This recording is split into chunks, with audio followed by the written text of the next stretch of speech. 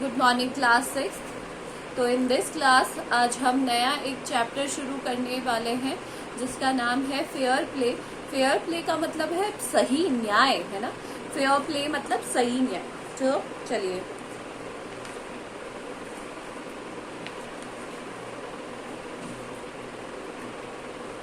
ये है page number आपके 84 पर। Before you read, has your best friend ever done something you thought was wrong?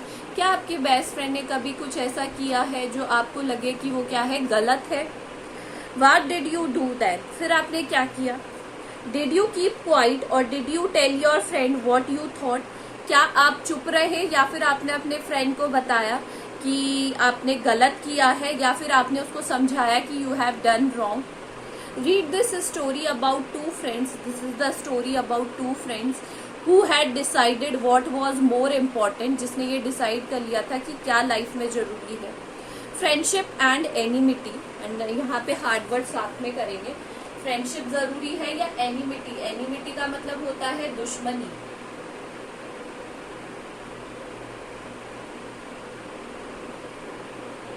एनिमिटी का मतलब क्या होता है? दुश्मनी। और a sense of what is right and what is wrong, और या सेंस की क्या सही है क्या गलत। Jumman Sheikh and Algu Chaudhary were good friends. Jumman Sheikh और अलगू चौधरी बहुत ही ज्यादा अच्छे दोस्त थे।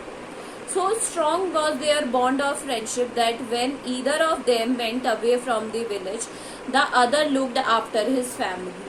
उनकी फ्रेंडशिप का बॉन्ड इतना स्ट्रांग था, या कहें वो लोग इतने अच्छे फ्रेंड्स थे कि कोई भी उनमें से अगर कोई बाहर जा रहा है तो दूसरा उसकी एवज में या उसके मतलब उसकी फैमिली का ध्यान रखेगा। अगर कोई भी बाहर गया हुआ है, होता है ना कि हमारे नेबर्स कहीं जाते हैं, पड़ोसी, तो वो हमें बोल के जाते हैं कि मेरी फैमिली का ध्यान रखना है। इस तरीके से वो दोनों आपस में एक दूसरे की उनकी बॉन्डिंग इतनी स्ट्रांग थी।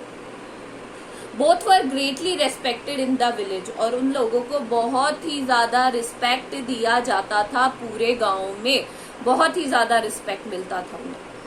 Jumman had an old aunt who had sum property. Jumman की एक बूढ़ी आंटी थी जिनके पास कुछ प्रॉपर्टी थी। क्या थी? कुछ मतलब थोड़ी सी प्रॉपर्टी थी। This she transferred to him on the understanding that she would stay with him, he would look after him, जो कि उन्होंने जुम्मन के नाम कर दी थी। और उन्होंने इन दोनों के बीच में ये डिसाइड हुआ था कि जुम्मन अपनी आंटी का ध्यान रखेगा और जुम्मन अपनी आंटी का ध्यान रखेगा। अगर आंटी अपनी पूरी जो क्या है अपनी प्रॉपर्टी वो जुम्मन के नाम कर देगी तो वो उनका ध्यान कौन रखेगा? जुम्मन ध्यान रखेगा। The arrangement worked well for a couple of years. अब जो अरेंजमेंट था, है ना, अरेंजमेंट,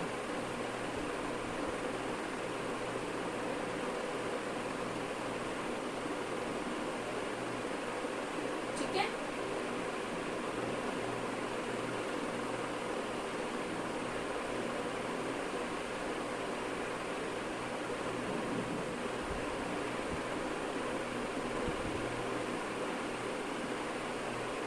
ये जो अरेंजमेंट था उनके बीच में, जो अग्रीमेंट हुआ, वो थोड़े टाइम तक तो सही चलता रहा। देन द सिचुएशन चेंज, उसके बाद सिचुएशन बदल गई। Jumman and his family were tired of old relative. Tired मतलब थक जाना।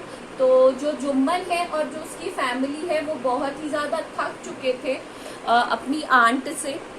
Jumman became as indifferent to his as his wife who grudged even